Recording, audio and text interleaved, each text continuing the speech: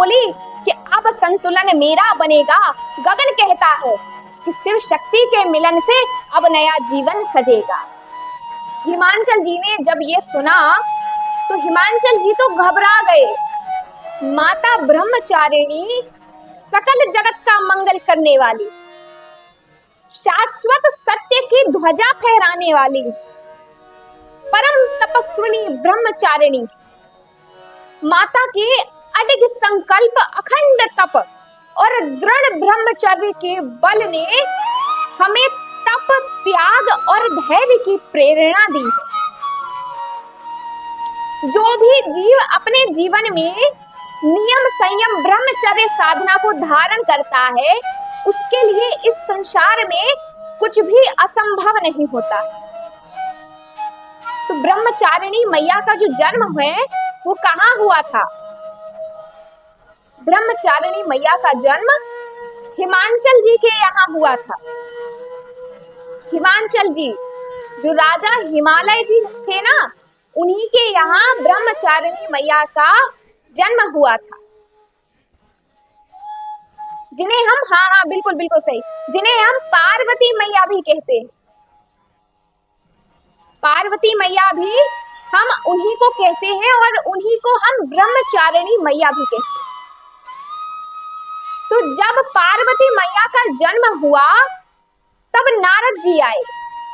नारद जी आए तो नारद जी से हिमांचल जी ने पूछा कि हमारी पुत्री के भाग्य में क्या लिखा है? पुत्री के गुण दोषों का बखान कीजिए, क्या है हमारी पुत्री के भाग्य में? तब नारद जी ने हिमांचल जी से कहा कि आपकी पुत्री तो सर्वगुण संपन्न है, लेकिन एक विचित्र बात है, आपकी पुत्री की हाथ की जो भाग्य रेखा बता रही है कि आपकी पुत्री का विवाह एक जोगी से होगा, एक औघड़ से होगा। नारद जी ने भोले बाबा के गुणों का वर्णन किया, उनके स्वरूप का वर्णन किया। आपकी पुत्री का विवाह जिससे भी होगा ना, वो नग्न अवस्था में रहता है। हिमांचल जी ने जब ये सुना तो हिमांचल जी तो घबरा गए। तब नारद जी ने उन्हें धैर्य बढ़ाया और कहा कि ये सारे गुण जितने हमने आपको बताए हैं, यदि किसी संसारी व्यक्ति में होंगे तो ये दोष माने जाएंगे, लेकिन यदि यही सारे गुण किसी भगवान में होंगे तो वो गुण कहे जाएंगे। हिमांचल जी ने कहा कि देवर्षि आप जो भी कह रहे हैं साफ साफ कहिए। नारद जी ने कहा कि आपकी पुत्री के योग्य वर तो वो कैलाशपति महादेव ही हैं। तब हिमांचल जी ने कहा कि देवर्षि वो कैलाशपति हमारी पुत्री से भला क्यों विवाह करेंगे? नारद जी ने कहा बिल्कुल सही कहा, ऐसे तो वो विवाह वैसे भी नहीं करेंगे, तो क्या करना होगा? तब नारद जी ने उपदेश दिया।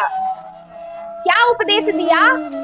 मानस जी में गोस्वामी तुलसीदास जी लिखते हैं, जो तप करे कुमारी तुम्हारी, भावियो मेटि सकहि त्रिपुरारी, यद्यपि बर अनेक जग माही, यही कहे शिव तजि दूसर नाही। उर धरि उमा प्राण पति चरना, जाई विपिन लागी तपु करना। नारद जी ने कहा आपकी पुत्री को तपस्या करनी होगी भगवान शंकर को पति रूप में प्राप्त करने के लिए। तब पार्वती मैया निर्जन कंदराओं में जाकर कठोर तपस्या करने लगी।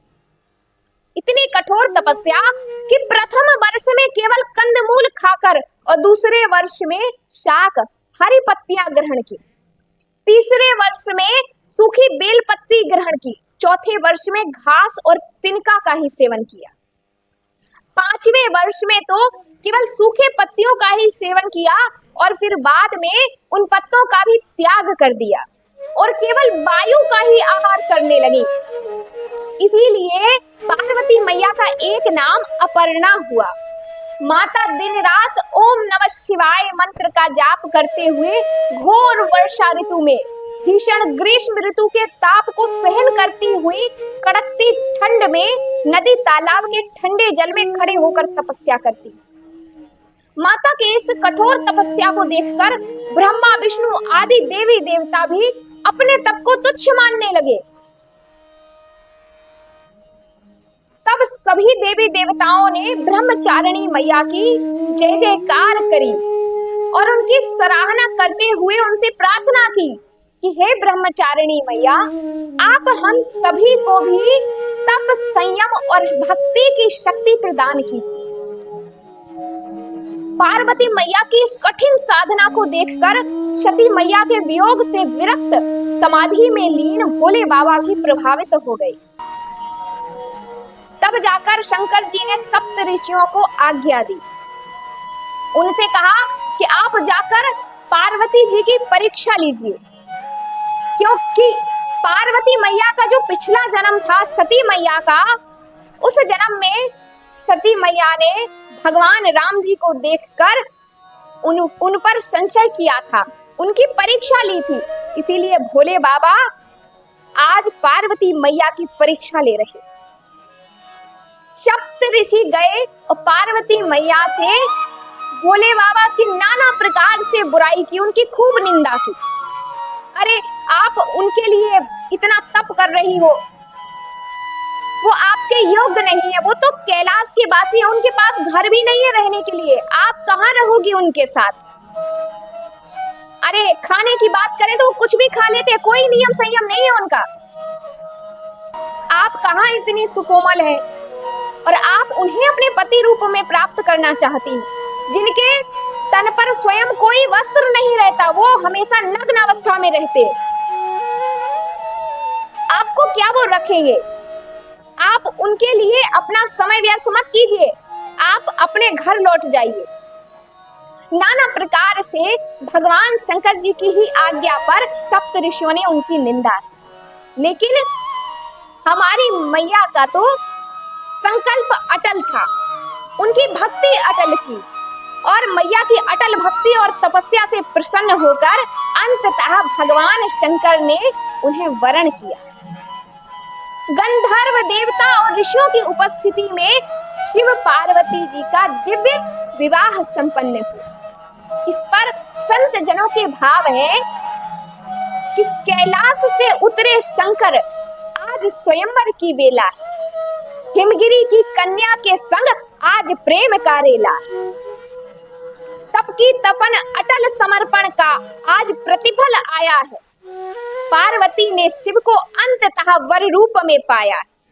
गले में नागों की माला, सिर पर गंगा की धार है, जटाओं में सुशोभित चंद्रमा, तीनों लोक में उजियारा है। भूतों की बारात और संग में गज बदन गणेशा है। हर हर महादेव की धुन से चहुं दिशाओं में आनंद गूंजा। माता ने प्रेम की वरमाला पहनाकर शिव जी का वरण किया है। शिव और शक्ति के अद्भुत संगम से आज पुनः सृष्टि का आधार स्थापित हुआ है। देवता गंधर्व सिद्ध मुनि गण झूमे आनंद गगन में, ऋषि मुनि अर्पित करे पुष्प सुरभित पवन में। धरा बोली कि अब संतुलन मेरा बनेगा, गगन कहता है कि शिव शक्ति के मिलन से अब नया जीवन सजेगा। शिव शक्ति के मिलन से अब नया जीवन सजेगा।